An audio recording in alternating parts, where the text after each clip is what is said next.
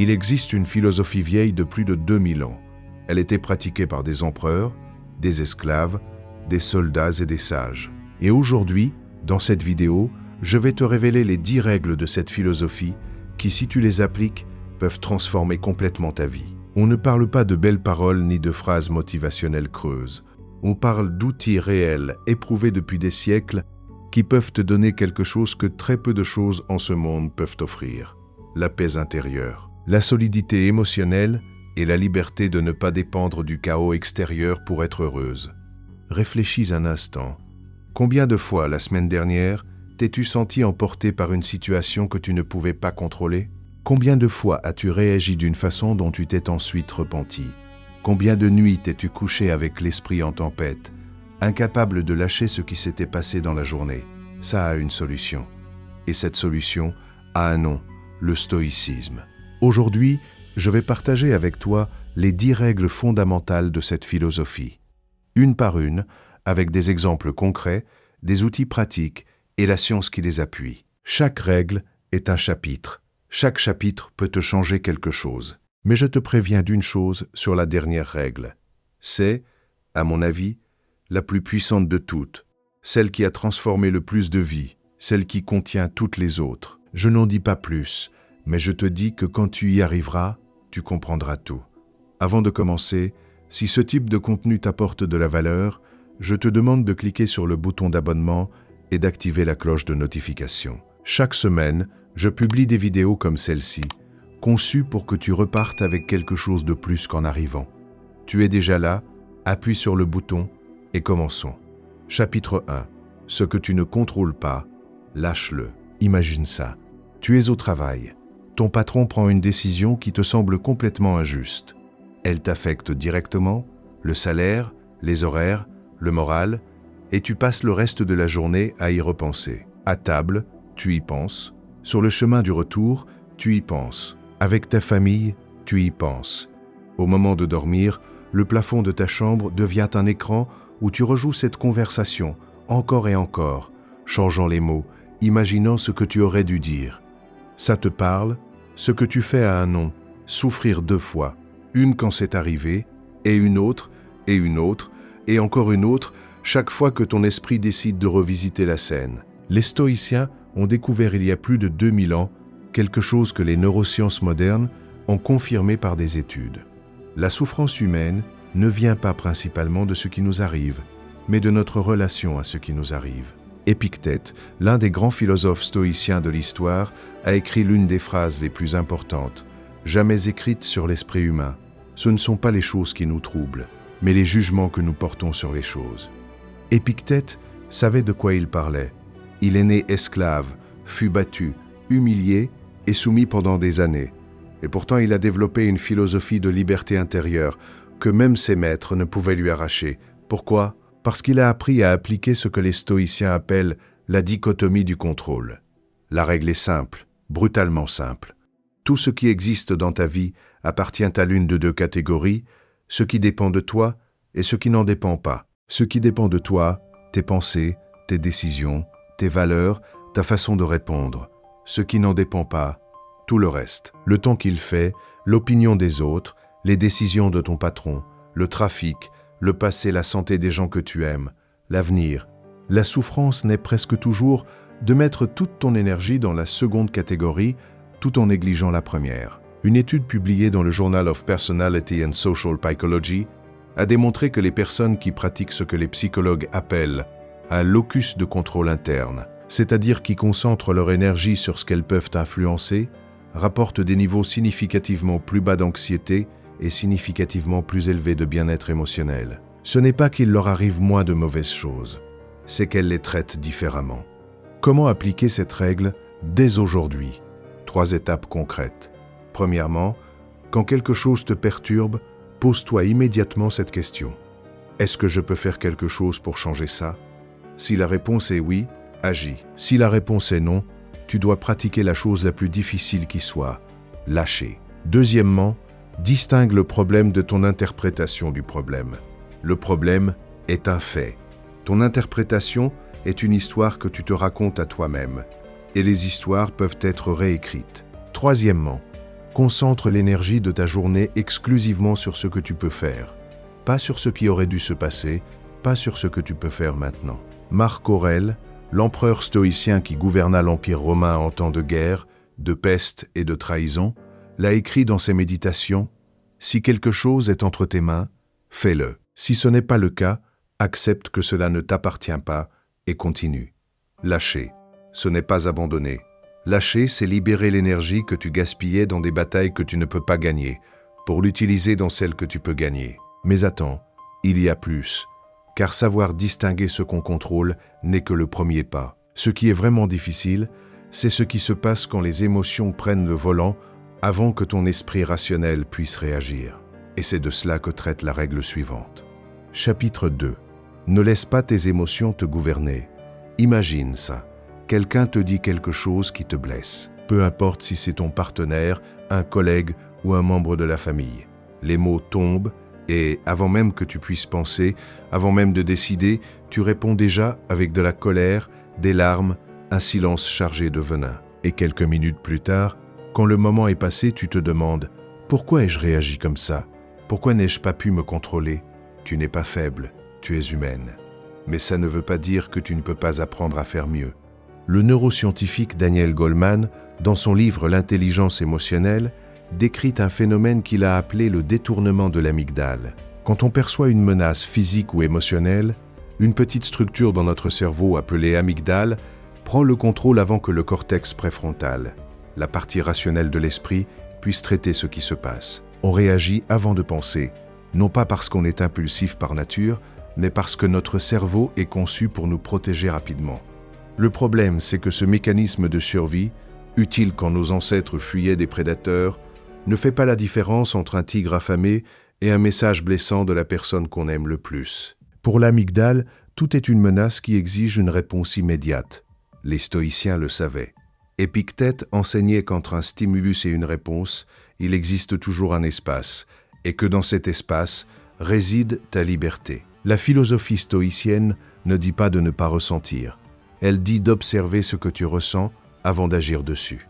Marc Aurèle a écrit « Quand quelque chose t'irrite, rappelle-toi que ce n'est pas la personne qui te fait perdre le contrôle, mais ton propre jugement sur elle. » Comment entraîner cet espace entre le stimulus et la réponse? 1. Pratique la pause des 3 respirations. Quand tu sens qu'une émotion intense monte, ne fais rien pendant le temps de 3 respirations profondes. Ça paraît simple, c'est extraordinairement puissant. 2. Nomme l'émotion. La psychologie a démontré que nommer ce qu'on ressent, je ressens de la colère, je ressens de la peur, je ressens de la honte, active le cortex préfrontal et réduit l'activité de l'amygdale. Mettre simplement un nom sur le monstre le rend plus petit. 3.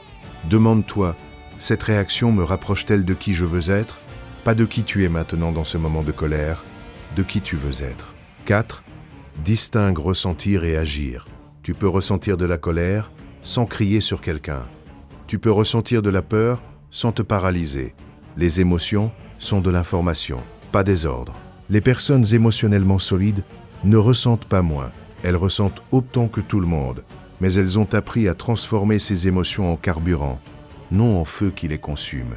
Mais il y a quelque chose que les stoïciens enseignaient sur les émotions qui va au-delà de les contrôler, quelque chose qui, quand tu le comprendras, changera ta façon de voir chaque difficulté dans ta vie. Et c'est précisément la règle suivante. Chapitre 3. Transforme les problèmes en puissance. Imagine ça. Tu passes des semaines à préparer quelque chose d'important. Le jour arrive, tout semble en ordre, et alors quelque chose tourne mal. Le projet échoue, l'effort s'envole, l'échec atterrit. Et avec lui, cette sensation familière, à quoi bon continuer d'essayer? Maintenant, imagine répondre à ça différemment, pas avec un optimisme artificiel, pas avec des phrases de développement personnel creuses, mais avec une question différente. Qu'est-ce que ça m'apprend? Les stoïciens avaient une pratique qu'ils appelaient amor fati, l'amour du destin. Non pas seulement accepter ce qui arrive, mais y trouver un sens. Le voir non comme un coup qui t'arrête, mais comme une force qui te dirige. La psychologie moderne a un terme pour ça. La croissance post-traumatique. Le psychologue Richard Tedeschi de l'Université de Caroline du Nord a étudié pendant des décennies des personnes ayant traversé des expériences dévastatrices et a découvert quelque chose d'extraordinaire. Un pourcentage significatif d'entre elles rapportait qu'après l'adversité, elles se sentaient plus fortes, plus compatissantes et avaient une compréhension plus profonde de la vie. Non pas malgré le choc, à travers le choc. Le philosophe stoïcien Marc Aurèle l'a résumé en une seule phrase qui mérite d'être mémorisée. L'obstacle à l'action fait avancer l'action. Ce qui se dresse sur le chemin devient le chemin. Chaque obstacle contient en lui-même une leçon. Le problème n'est pas que les choses tournent mal. Le problème, c'est quand les choses tournent mal et qu'on n'en retire rien. Comment transformer le problème en puissance? 1. Quand quelque chose va de travers, attends 24 heures avant de le juger. Les perspectives changent avec le temps. Ce qui aujourd'hui ressemble à un désastre peut demain sembler un tournant. 2. Demande-toi précisément, quelle compétence cette situation m'invite-t-elle à développer? La patience, la créativité, l'humilité, la communication? 3. Tiens un journal d'apprentissage, pas de plainte d'apprentissage. La différence entre une personne qui grandit avec les difficultés et une qui s'y noie n'est pas le talent, c'est la capacité à extraire une leçon là où les autres ne voient qu'une perte. 4. Rappelle-toi que le muscle se forme avec la résistance. Sans poids, pas de force. Sans adversité, pas de caractère. Sénèque, l'un des grands penseurs de la philosophie stoïcienne, a écrit « Ne demande pas à Dieu une vie facile, demande-lui le courage d'en supporter une difficile. » Et puisqu'on parle du temps et de l'endroit où tu mets ton énergie, la règle suivante touche quelque chose que beaucoup d'entre nous tardent à comprendre, parfois trop tard. Chapitre 4. Vis l'instant présent. Ferme les yeux un instant, ou ne les ferme pas si tu conduis, mais pense à ceci. Où est ton esprit en ce moment, pendant que tu écoutes ça? Est-il ici, dans le présent? Ou est-il dans la conversation d'hier qui n'a pas bien tourné, dans la dette à rembourser le mois prochain, dans cette personne qui t'a blessé il y a 3 ans et qui, pour une raison inexpliquée, vit encore gratuitement dans ta tête? La majeure partie de la souffrance humaine n'a pas lieu dans le présent. Elle a lieu dans le passé qui n'existe plus ou dans le futur qui n'est pas encore arrivé. Et pendant que ton esprit voyage entre ces deux temps que tu ne peux pas toucher, le seul temps où tu peux agir, le présent, te glisse entre les doigts. Une étude de l'université de Harvard, publiée dans la revue Science et réalisée auprès de plus de 15 000 personnes, a révélé que les êtres humains passent près de 47% de leurs heures d'éveil à penser à autre chose qu'à ce qu'ils font. Et cet état d'esprit distrait est directement corrélé à des niveaux plus élevés de malheur. Les stoïciens n'appelaient pas ça méditation. Ils n'avaient pas la terminologie moderne, mais la pratique était la même. Marc Aurèle écrivait dans ses méditations des phrases comme celle-ci. Confine ton attention au moment présent, non comme un conseil spirituel, mais comme une instruction opérationnelle, une règle de combat pour la guerre intérieure qu'est la vie. Et voici ce que personne ne te dit sur le fait de vivre le présent. Il ne s'agit pas d'être heureux tout le temps. Il s'agit d'être là où tu es, de faire la vaisselle en faisant la vaisselle, d'écouter vraiment quand quelqu'un te parle, de remarquer le goût du café que tu as en main, de respirer en sachant que tu respires. La philosophie stoïcienne enseigne que l'anxiété est, dans presque tous les cas, une conséquence de vivre dans le mauvais temps. Le passé génère de la culpabilité, le futur génère de l'action. Comment pratiquer le présent sans en faire une charge supplémentaire? 1.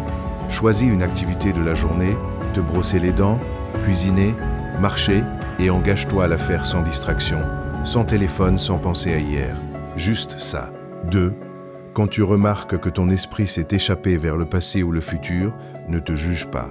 Observe simplement la pensée comme si c'était un nuage et laisse-la passer. Puis reviens. 3. À la fin de la journée, pose-toi cette question. Combien de moments d'aujourd'hui ai-je vraiment vécu? Cette réponse honnête sera ta boussole. 4. Utilise le corps comme encre. Quand l'esprit s'emballe, centre ton attention sur tes pieds, sur le sol, sur l'air qui entre et qui sort, sur les sensations physiques. Le corps vit toujours dans le présent, l'esprit non. Sénèque l'a dit avec une clarté qui coupe encore aujourd'hui comme une lame. Tout est étranger. Seul, le temps est nôtre. Et pourtant, avoir du temps ne suffit pas si tu ne sais pas quoi en faire. Car la règle suivante parle de quelque chose que beaucoup attendent de ressentir avant d'agir, et que les stoïciens savaient parfaitement ne jamais venir si on l'attend ainsi. Chapitre 5. fais ce que tu dois faire. Imagine ça. Il est 7 heures du matin, le réveil sonne, ton corps ne veut pas se lever, ton esprit commence à négocier, 10 minutes de plus, aujourd'hui ce n'est pas grave. Demain, je compenserai. Et tu cèdes. Ces 10 minutes deviennent 20, puis 30, puis 1 heure. Et quand tu finis par te lever, tu portes déjà le poids invisible d'avoir commencé la journée vaincu par toi-même. Combien de fois as-tu renoncé à faire quelque chose que tu savais devoir faire, simplement parce que tu n'en avais pas envie? Combien de versions meilleures de toi-même ont été différées en attendant que la motivation parfaite arrive? Voici l'une des vérités les plus inconfortables du stoïcisme. La motivation ne vient pas avant l'action, elle vient après. Attendre d'être motivé pour agir, c'est comme attendre que le feu brûle avant d'y mettre du bois. Ça ne fonctionne pas ainsi. Les philosophes stoïciens ne parlaient pas de motivation, ils parlaient de devoir, de vertu en action. Marc Aurèle, qui gouverna l'Empire romain dès avant ses 40 ans, et mourut en le faisant après des décennies de guerres et d'épidémies, a écrit dans ses méditations quelque chose qui mérite de résonner. Le matin, quand tu peines à te lever, que cette pensée soit présente, je me lève pour accomplir le travail d'un être humain. Non pas faire ce qui me plaît, le travail d'un être humain. La science le confirme. Des chercheurs de l'Université de Toronto ont démontré que la notion de force de volonté fonctionne comme un muscle. Elle se renforce avec une utilisation constante et s'affaiblit avec l'inactivité. Chaque fois que tu fais ce que tu dois faire, même sans en avoir envie, tu construis le muscle de la discipline. Chaque fois que tu cèdes, tu l'atrophies. Et la discipline, contrairement à la motivation, est fiable. La motivation est un hôte qui arrive sans prévenir et repart quand il veut. La discipline est l'infrastructure qui tient encore debout quand la motivation est partie. Comment construire une vraie discipline sans te torturer? 1. Réduis les frictions. Prépare la veille ce dont tu as besoin le matin. Moins ton cerveau a de décisions à prendre à la première heure, moins tu risques de céder. 2. Commence petit. Ne t'impose pas de tout changer d'un coup. Une habitude solide de 5 minutes par jour vaut mieux qu'un grand projet abandonné au bout d'une semaine. 3. Utilise la règle des 2 minutes. Si quelque chose que tu dois faire prend moins de 2 minutes, fais-le maintenant.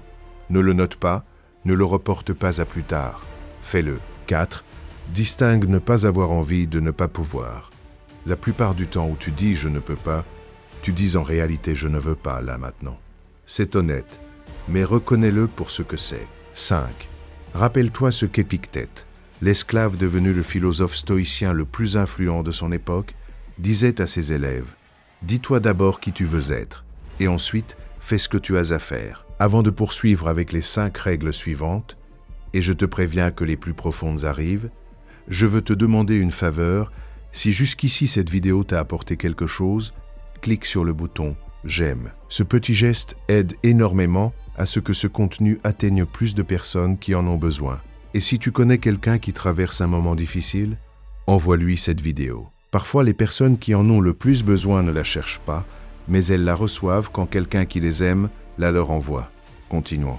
Mais faire ce qu'on doit faire n'a de sens que si l'on sait vers où l'on va et ce qu'on construit avec chaque journée qui passe. Et c'est de cela que traite la règle suivante. Chapitre 6. Ton temps vaut de l'or. Permets-moi de te poser une question que peu de gens osent se poser. Si tu savais avec certitude qu'il te reste 5 ans à vivre, vivrais-tu comme tu vis maintenant? Je ne parle pas de voyage ni de liste de souhaits. Je parle de ta routine réelle, du temps que tu passes à faire des choses qui ne t'importent pas pour impressionner des gens qui pensent à peine à toi. Du temps que tu passes à consommer la vie des autres pendant que la tienne passe, des conversations que tu repousses, des projets que tu ne commences pas, des on verra plus tard qui s'accumulent comme une dette.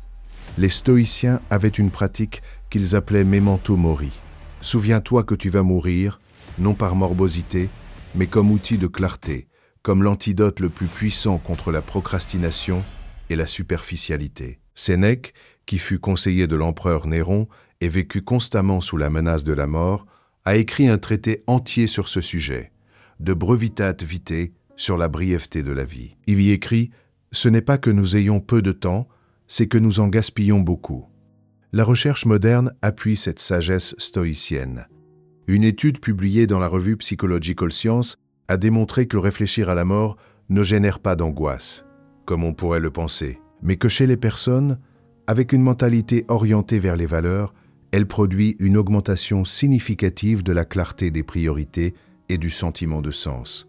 Penser que le temps se termine ne te paralyse pas, ça te réveille. Comment appliquer le memento mori sans tomber dans le nihilisme? 1. Au début de chaque semaine, demande-toi, si c'était ma dernière semaine, que ferais-je différemment? Tu n'as pas à tout changer. Remarque simplement la différence entre cette réponse et ta réalité actuelle. 2. Identifie tes 3 priorités les plus importantes en ce moment de ta vie. Pas 10. 3. Et évalue honnêtement combien de temps de ta semaine tu leur consacres réellement. 3. Apprends à dire non. Chaque fois que tu dis oui à quelque chose qui n'a pas d'importance, tu dis non à quelque chose qui en a. Le temps ne se récupère pas. 4. Traite chaque journée pour ce qu'elle est, une ressource finie. Ne la dépense pas. Investis-la. Marc Aurèle, qui avait tout le pouvoir du monde romain à sa disposition, commençait chaque journée en écrivant comme si c'était la dernière, où il pouvait faire quelque chose qui en valait la peine. Cette urgence consciente, voilà ce que la philosophie stoïcienne nous offre quand on la comprend vraiment. Et pourtant, il y a quelque chose qui peut te voler le temps de façon bien plus silencieuse que la procrastination. Quelque chose pour lequel les stoïciens avaient un avertissement particulier. C'est précisément ce que traite la règle suivante. Chapitre 7. Cesse de chercher l'approbation. Imagine ça, tu publies quelque chose, une opinion, une réussite, une photo. Et pendant les heures qui suivent, tu vérifies ton téléphone sans cesse. Combien de likes? Qui a commenté? Qu'ont-ils dit? Pourquoi un tel n'a pas réagi? Et selon ce que tu trouves, ton humeur monte ou descend comme une bourse. Maintenant, élargis ce même mécanisme à toute ta vie.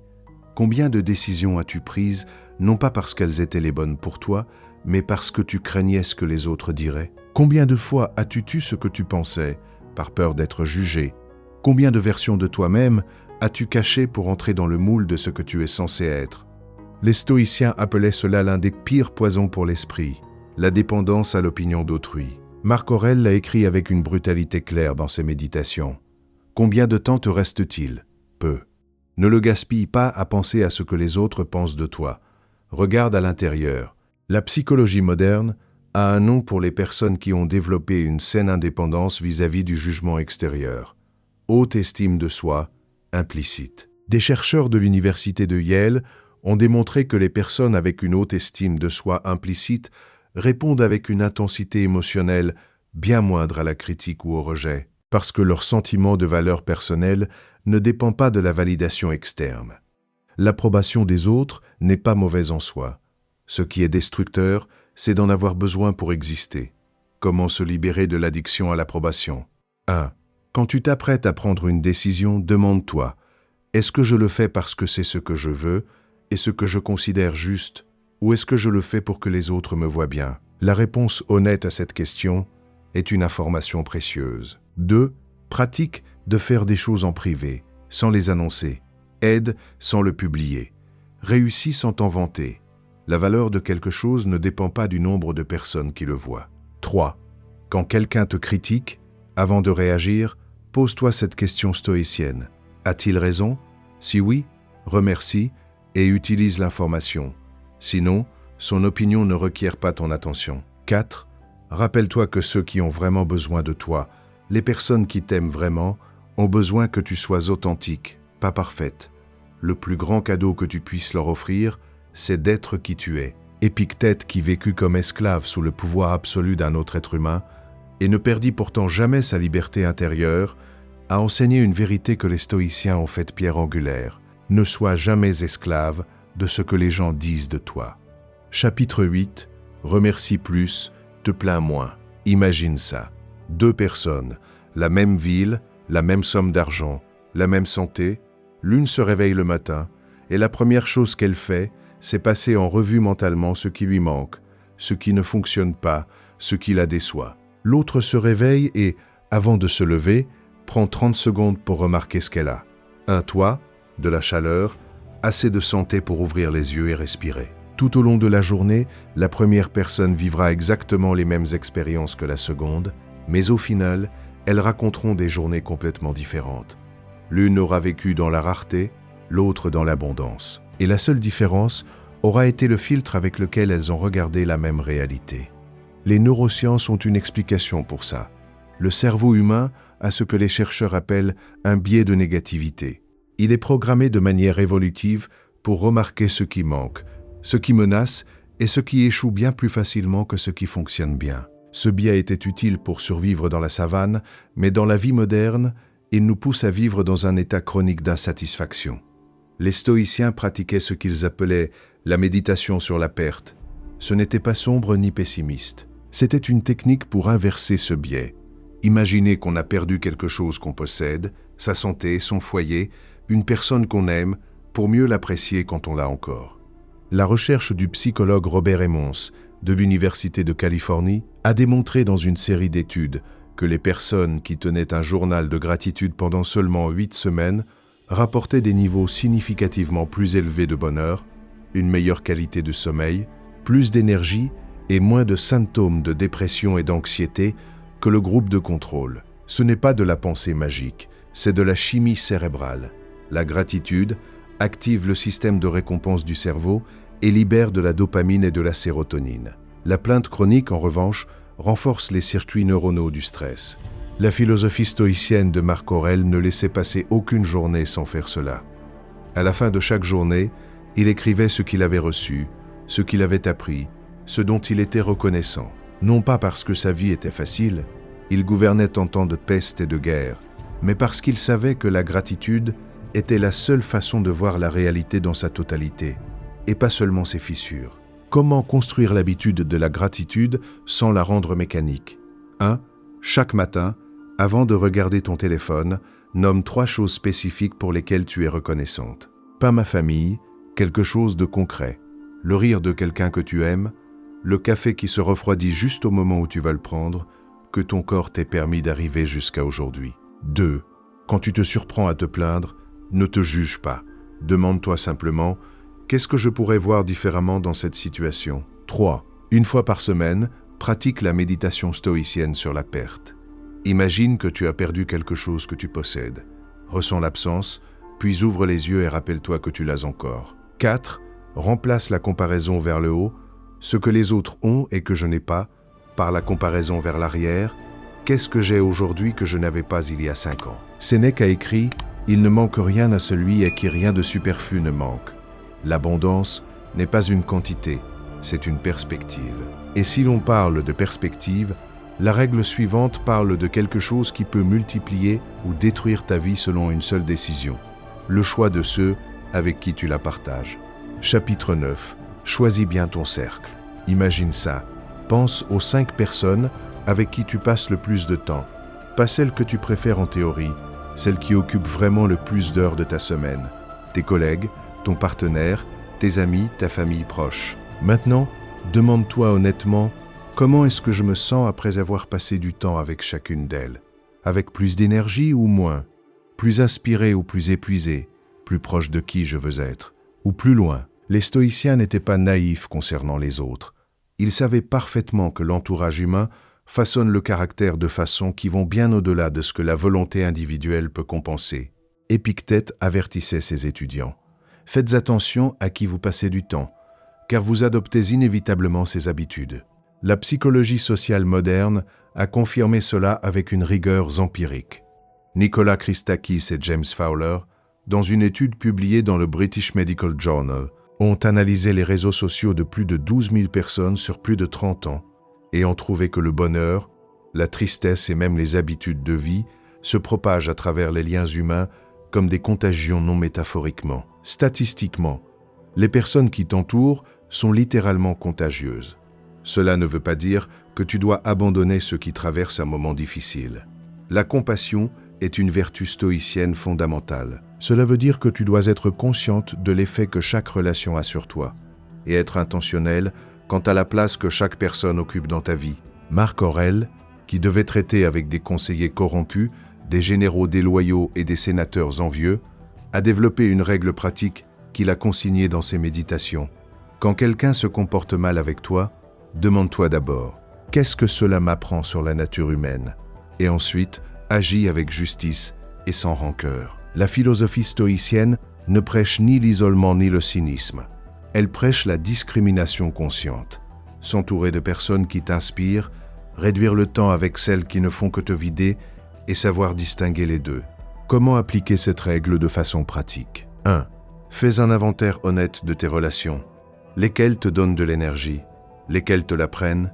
Tu n'as pas à éliminer quelqu'un du jour au lendemain, mais tu peux commencer à ajuster le temps que tu investis dans chacune. 2. Cherche activement des personnes qui sont là où tu veux aller, non par intérêt, mais par inspiration. L'apprentissage le plus profond se fait dans l'observation proche de ceux qui ont déjà parcouru le chemin que tu veux parcourir. 3. Apprends à poser des limites sans culpabilité. Une limite n'est pas un rejet, c'est un acte de respect envers toi-même et envers l'autre. 4. Sois toi-même le type de personne avec qui tu aimerais être. La meilleure façon d'attirer des relations saines, c'est d'être une personne saine. Sénèque a écrit dans l'une de ses lettres: « Associe-toi à ceux qui peuvent te rendre meilleur. Accueille dans ta vie ceux que toi aussi tu peux rendre meilleur. » Et maintenant, nous arrivons au point final. La 10e règle, celle qui à mon avis les contient toutes, celle qui fait la différence entre vivre en pilote automatique ou tenir sa vie entièrement entre ses mains. Prête bien attention. Chapitre 10. Sois fidèle à toi-même. Il existe une histoire qui ne figure pas dans les livres d'histoire conventionnels.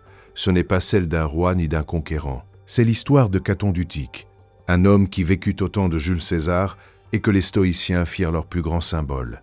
Caton était sénateur romain à une époque où le pouvoir de César menaçait de détruire la République qu'il aimait. Quand César remporta la guerre civile et devint pratiquement dictateur, il offrit à Caton le pardon, l'honneur et la position, tout ce qu'un homme rationnel voudrait accepter.